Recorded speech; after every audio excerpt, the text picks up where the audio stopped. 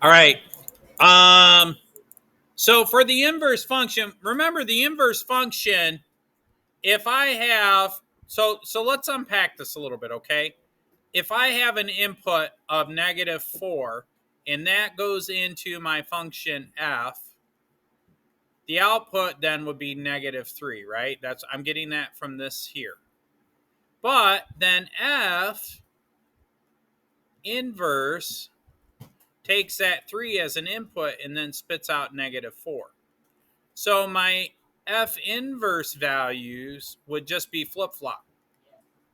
So it would be -3 comma 4, -4, -4 comma -2. Yep. Next one would be -2 comma 0. And all I'm doing is this is my xy and I'm flip-flopping them.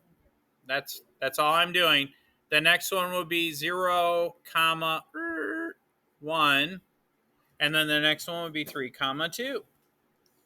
And so if I graph these points, and I'm going to do a different color for these, so -3 comma -4, so I go over -3, go down -4.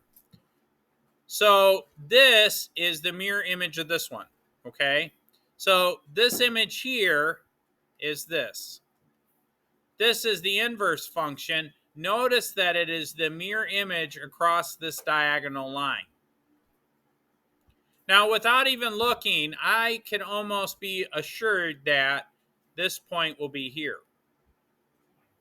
So let's go and see. So -4 comma 2, hey, guess what? It is. Same thing here. Right across, that's the next point, -2 comma 0. Right across from this diagonal line, that's the next one, right? 0 comma 1. And then where does this go? Over here on the other side of that diagonal line. So this would be 3 comma 2. This is going to be 0 comma 1.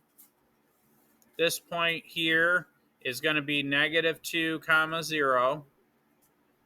This point here was -4 comma -2. And then this point here was -3 comma -4. So the only thing I did is we flip-flopped the x and y's. Okay, does that make sense? So for this one, I've got an x value. Well, let me do this a different color. So for this one, I've got x comma y.